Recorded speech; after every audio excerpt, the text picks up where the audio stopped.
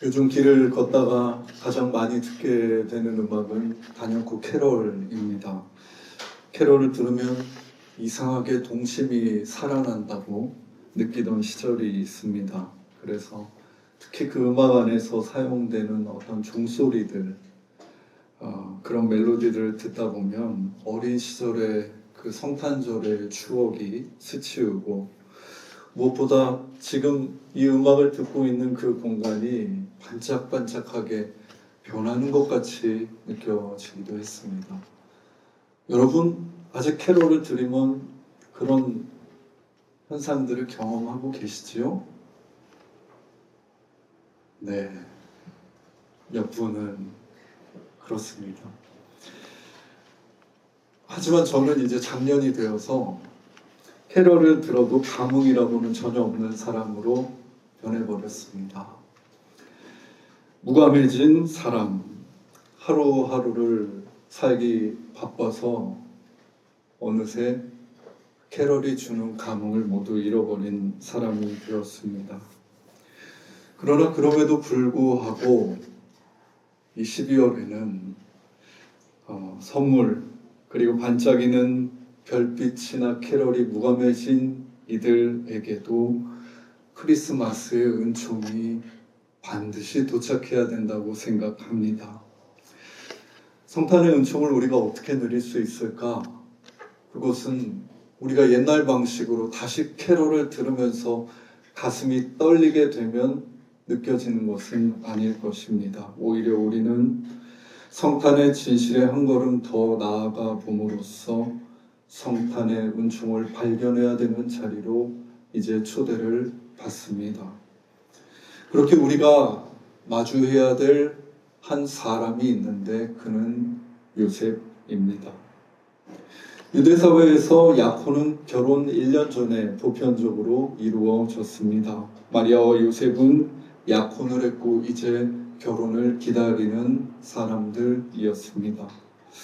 결혼을 약속한 사람이 있고 그와 함께 할 날을 기다리고 있는 젊은이들의 심장은 얼마나 순전하고 뜨겁겠습니까? 마리아와 요셉의 심장은 때로는 기대로, 때로는 두려움으로 박동했습니다. 그런데 그 박동하는 심장에 찬물을 끼얹는 일이 발생합니다. 두 사람이 아직 한 방을 쓰기도 전에 덜컥 마리아가 임신을 한 것입니다. 마리아에게는 천사 가브리엘이 찾아와서 신비로운 잉태를 할 것이라고 전해주었고 이를 수용하는 사전 과정이 있었다고 하지만 결혼할 사람이 임신했다는 사실을 그저 거두절미하게 접해야 했던 요셉의 입장에서 이는 무척 당혹스러운 일이 아닐 수 없었습니다. 부풀어 올랐던 요셉의 심장은 흔들리다 못해 깨져버리고 맙니다. 보통 이런 일이 일어나면 우리 가슴은 절망으로 가득 차오를 법한데 성경은 요셉의 그런 감정적인 상태가 아니라 그가 어떤 사람인지에 주목합니다. 본문 19절입니다. 그의 남편 요셉은 의로운 사람이라 그를 드러내지 아니하고 가만히 끊고자 하여. 성경에서 의로운 사람이라고 말할 때 오늘날 우리가 생각하는 그 의의 개념을 적용하여서 정의로운 사람 정도로 생각하면 안 됩니다. 유대인들에게 의라는 말은 하나님과 우리 인간의 관계를 나타내는 말이었습니다. 성경은 하나님과 올바른 관계를 가진 사람을 의로운 사람이라고 말합니다. 그 의로운 사람을 잘 설명해 주는 말씀이 시편 1편 2절인데요. 의로운 사람은 오직 여호와의 율법을 즐거워하여 그 율법을 주야로 묵상하는 사람이라고 구체적으로 설명해 줍니다. 여기서도 우리가 묵상이라는 말을 들을 때 우리 안에 작동하는 1차적인 이해를 바라보면 어떤 것을 지적으로 이해하고 생각하는 것을 뜻한다고 느끼게 됩니다. 하지만 히브리어 원어인 하가라는 말은 중얼중얼거리다, 작은 소리로 읊조리다 라는 뜻을 가지고 있습니다. 그러니까 묵상으로 번역된 이 하가의 행위는 매우 신체적인 것이라는 뜻입니다. 그 안에는 최소 3가지 행위가 포함되어 있습니다.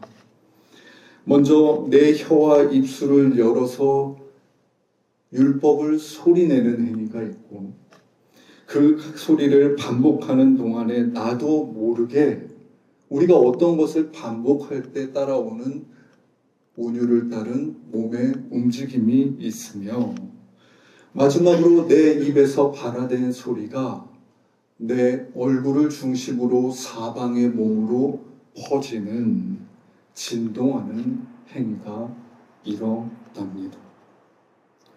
무엇보다 시편은 이런 행위가 주, 야, 밤, 낮으로 지속해서 일어난다고 말합니다. 반복되는 그 소리, 반복되어 우리 몸을 가득 채우는 그 소리는 우리를 형성합니다. 의인은 머리가 아니라 몸으로 지금 그 율법을 체화하고 있는 것입니다. 하가라는 행위를 할 때 우리 몸에서 일어나는 작용을 조금 더 살펴보고 싶습니다. 제가 어느 날 한 선생님의 강의를 듣는데 그 선생님이 이렇게 말씀하시더군요. 오늘 배운 거 다 잊어버려도 괜찮습니다. 여러분이 경험을 했으면 그것은 여러분 골수에 남아 있습니다. 그 경험에서 얻은 통찰이 언젠가 여러분을 도와줄 것입니다.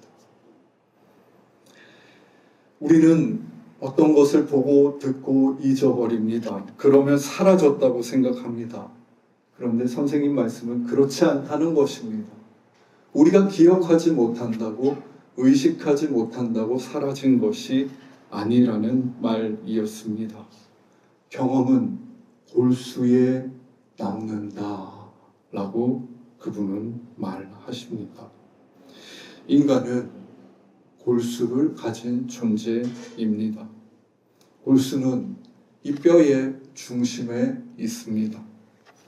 피부와 살과 뼈를 지나 존재하는 이 골수가 있는 그 공간은 성경을 보던 고대 근동시대 사람들에게도 생명이 스며 있는 가장 깊은 공간으로 여겨졌습니다. 성경에서도 하여 골수에 대한 이야기가 왕왕 나옵니다. 잠언 3장 7, 8절을 보면 여호와를 경외하며 악을 떠날지어다. 이것이 내 몸의 양약이 되어 내 골수를 윤택하게 하리라 라고 말합니다. 하나님을 우리가 경외하는 행위, 그리고 우리가 악을 떠나는 그 행위가 우리 몸의 중심, 골수에 영향을 미친다는 이야기입니다. 또한 히브리서 4장 12절은 하나님의 말씀은 살아있고 활력 있는 양날 검과 같다라고 말하며 그 말씀이 우리의 관절과 골수를 찔러 쪼개기까지 한다고 선언합니다. 살아있는 말씀은 어김없이 우리의 머리만이 아니라 우리의 골수, 몸의 중심에 도달합니다. 하가라는 그 행위를 할 때 우리 몸에 일어나는 작용이 이러한 것들입니다. 읊조리는 말씀은 머리에 머물지 않고 몸과 골수에 이릅니다. 그리고 그 골수에서 주체가 바뀝니다. 내가 처음에는 말씀을 읽는다고 생각해 왔는데 골수에 사무친 말씀이 가장 깊은 그 공간에서부터 나를 읽기 시작하는 것입니다. 살아있는 말씀은 살아있음으로 골수로부터 내 몸과 생각을 형성합니다.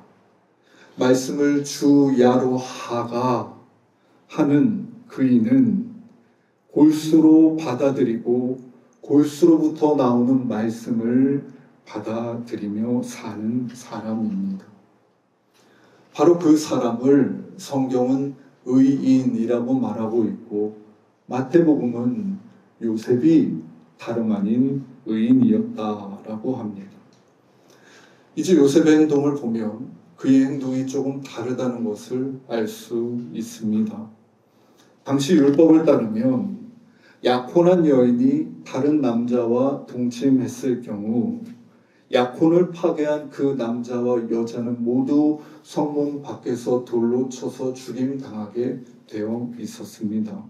신명기 22장 순결에 관한 율법의 첫 번째 조항이 그러합니다. 요셉은 약혼을 파기당한 처참한 심경이 되어서 마리아를 고발할 수도 있었지만 그리 하지 않고 그저 조용히 마리아를 끊어내고자 합니다. 표면적으로 보면 요셉은 분명한 그 율법대로 행하지 않는 것처럼 보일 수도 있습니다. 하지만 그는 골수로 율법을 받아들인 사람, 그는 이 골수로부터 우렁우렁 울려나는 율법이 무엇라 말하는지 귀 기울입니다. 그 골수에서 우러난 율법의 소리는 지금 마리아의 상황은 다 알 수 없지만 가장 약한 처지에 있는 마리아를 우리 마을 공동체에서 살려야 한다는 것이었습니다. 요셉은 이 율법의 핵심이 약혼을 보호하는 데서 그치지 않고 특별히 약혼에서 더 약한 처지에 있을 수 있는 여성들을 보호하기 위한 법이라는 것을 알고 있었습니다. 실질적으로 신명기 22장 순결에 관한 율법에는 단서 조항이 2개가 붙습니다. 첫째는 만약에 남자가 강제로 약혼한 여자를 범했다면 반드시 남자만 죽여라. 여자에게는 죄가 없다라고 천명하는 것이고, 둘째로 만약 약혼하지 않은 여성을 범한 남자가 있다면 반드시 그를 아내로 받아들여서 끝까지 그의 생을 책임져야 한다라고 말합니다. 이는 당시 사회적 약자 처지에 있는 여성들을 보호하겠다라는 선언입니다. 힘과 권력을 가진 남자들이 제 멋대로 행동하던 가부장 사회에서 이런 하나님의 율법은 매우 혁명적인 것이었고 요셉의 골수에는 저 율법이 새겨져 있었습니다. 그는 율법의 일부를 가져다가 내 분노를 휘두르는 칼로 사용하지 않았습니다. 다 이해할 수 없을지라도 골수에서 울리는 저 율법의 중심을 따라 살고자 하는 요셉의 처신을 우리는 본문에서 목도하게 됩니다. 그리고 그런 요셉에게 하나님은 당신의 비밀을 기꺼이 말씀해 주십니다. 본문 20절입니다. 이 일을 생각할 때에 주의 사자가 현몽하여 이르되 다윗의 자손 요셉아 내 아내 마리아 데려오기를 무서워하지 말라. 그에게 잉태된 자는 성령으로 된 것이라. 이제 잉태의 비밀은 마리아에게만이 아니라 요셉에게도 알려지게 됩니다. 하나님께서 마리아와 요셉에게 알려주신 이 예수님 탄생의 신비, 그 방식은 이 세상에 있는 그 누구도 상상하지 못하는 것이었습니다. 내 상상과 내 이해의 범주를 훌쩍 넘어버리는 그 하나님의 말씀을 받아들이며 따를 수 있는 사람이 과연 이 땅에 얼마나 있겠습니까? 그러나 요셉은 하나님의 말씀을 머리가 아니라 몸으로 따르는 사람이었습니다. 요셉은 즉시 주의 말씀을 따라 마리아를 아내로 맞이합니다.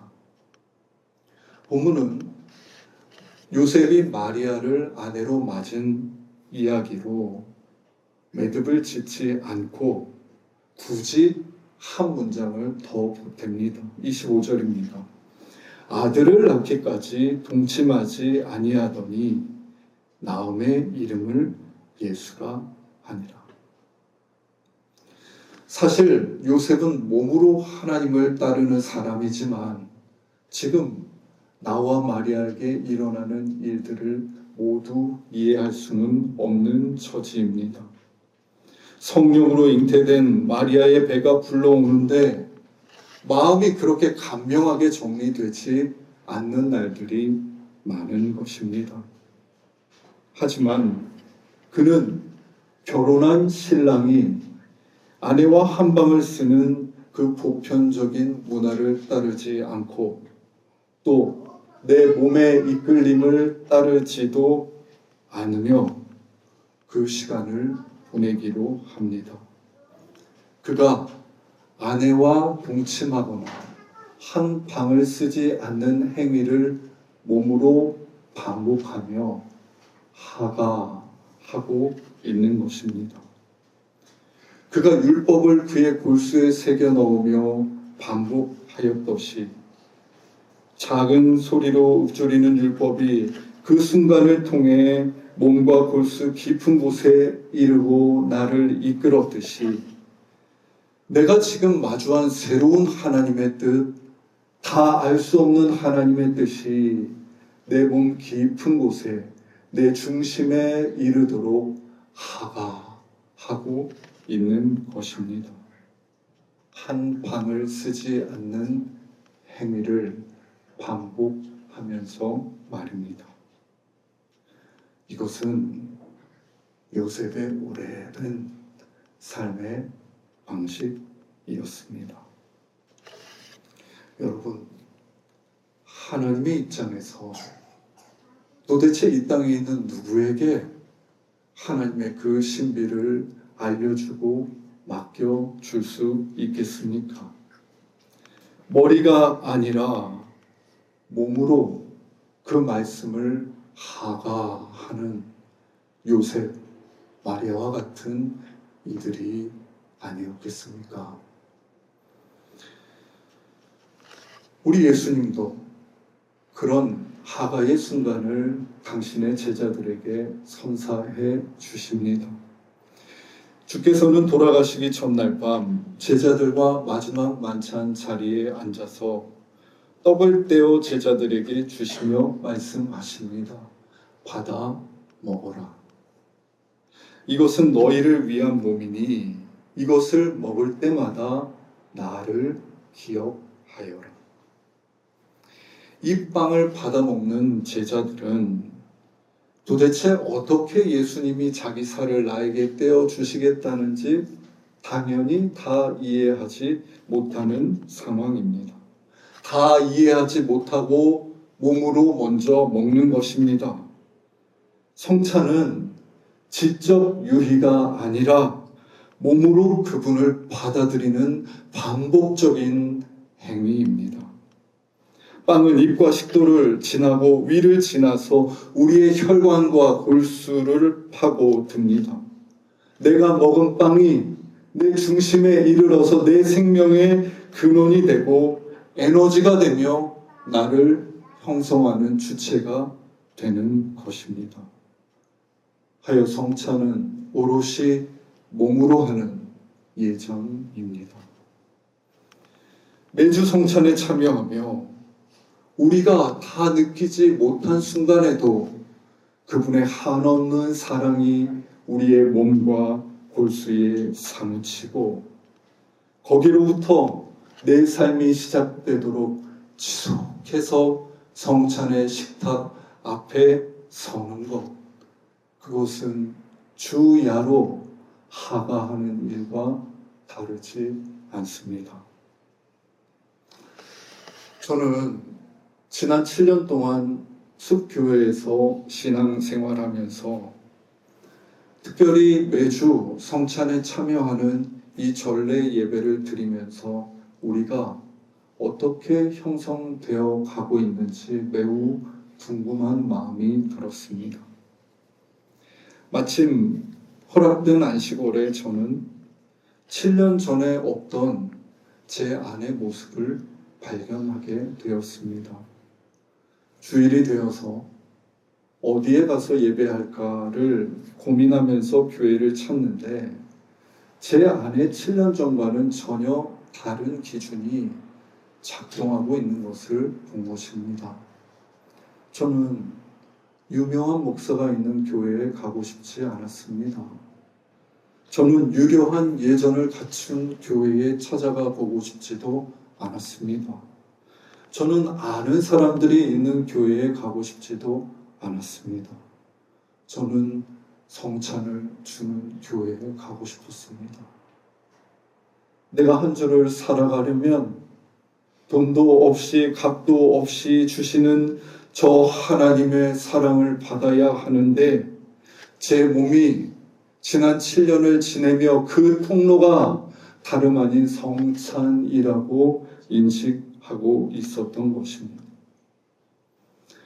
나를 향해 아낌없이 주시고 내가 어떤 모습으로 그 식탁 앞에 왔을지라도 나를 환대해 주시고 그분의 식탁에서 먹고 마시는 동안 저는 그곳으로부터 힘을 얻어 한 주를 시작하고 싶은 열망을 가지게 되었습니다. 그 식탁에서 먹고 그 식탁에서 마시기를 반복하며 그분의 사랑을 하가 주야로 되뇌이는 동안 제 안에 깊이 뿌리내리고 있던 자본의 논리와 방식은 조금씩 흔들렸고 저로서는 가질 수 없는 포용하는 마음이 불쑥 찾아오기도 했습니다. 그 식탁에서 그분을 먹고 마시며 온몸으로 하가에 동참하는 동안 제 안에 쉴 새 없이 찾아드는 미움과 질투와 시기는 조금씩 수그러들고 다른 모색을 할 수 있는 공간이 생겨나기도 했습니다. 그냥 일주일에 한 번 시간이 되면 교회에 와서 성찬을 받는 것이 아니라 내 삶을 지탱하는 근원, 그것을 반복해서 마주하고 내 몸으로 모시어드리는 하가가 몸의 전례 성찬임을 지난 7년 동안 배웠습니다.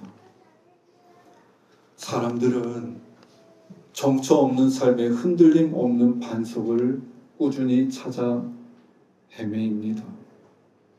그리고 내가 반석이라고 생각했던 그것들은 우리 인생에 비와 바람이 내리고 불어올 때 실은 모래였는지 반석이었는지가 드러나게 될 것입니다. 예, 우리는 때로 반석 아닌 모래 위에 집을 짓는 삶을 삽니다. 그래서 어느 날 깊은 절망과 회한으로 지난 내 삶이 모래 위에 지어진 삶이구나 탄식할 수도 있습니다. 괜찮습니다. 바로 그 절망의 순간에 우리 볼 수 깊은 곳으로부터 다름 아닌 이 식탁이 생각날 것입니다. 몸으로 익힌 사랑. 내가 몸으로 받았던 그 사랑은 우리의 볼 수 깊은 곳에 자리하고 있다가 다시금 우리를 반석의 땅으로 인도해 줄 것입니다. 요셉이 마리아와 동침하지 않으며 온몸으로 하가하는 삶을 살다가 마침내 아이가 태어나자 이렇게 고백합니다. 이름을 예수라 하니라. 천사가 말해주었던 내가 다 알지 못했던 그 신비를 이제 내가 이만큼 받아들입니다. 이 아이의 이름을 예수라 부르며 말하고 있는 것입니다. 이것은 그의 긴 삶의 여정 중 일부일 뿐입니다. 그는 앞으로도 다름 아닌 그 몸으로 살아계신 말씀이신 예수님을 마주하고 주야로 하가하며 하루하루의 삶을 일구어 갈 것입니다. 이런 방식으로 요셉의 삶은 진리에 다가가고, 이런 방식으로 진리는 요셉의 골수에서부터 샘솟아 그의 삶을 이끌어 갈 것입니다. 하나님이 사랑하시는 숲 가족 여러분, 이런 신앙생활은 얼마나 신비로우며 우리 하나님에게 주도권이 있는 신앙생활입니까? 오시는 예수님을 기다리는 이 대림절 넷째 주일, 우리의 온몸으로, 우리의 반복되는 행위로 하가하며 이해되지 않는 신비를 품는 요셉처럼 몸으로 예수 그리스도를 맞이해 봅시다. 우리가 아기 예수님이 계신 곳, 저 구유 앞으로 찾아가 그분을 맞아드리고 그분 앞에 엎드리고 그분과 눈을 맞추며 그분을 섬길 때 우리 몸 골수 깊은 곳까지 성탄의 은총이 임하게 될 것을 믿습니다. 기도하겠습니다. 하나님, 우리의 피부를 넘어, 우리의 살을 넘어, 우리의 뼈를 넘어 우리의 골수 깊은 곳까지 찾아와 주십시오. 그 깊은 곳으로부터 살아있는 말씀이신 당신께서 살아가시고 말씀하시며 우리를 이끌어 주십시오. 우리가 한 주 한 주 전례를 따라 또 절기를 따라 당신 앞에 반복해서 몸과 삶을 드리는 이 모든 여정을 통해 주님, 우리 골수 깊은 곳에 좌정하시고 우리의 인생을 이끌어 주십시오. 예수님의 이름으로 기도드립니다. 아멘.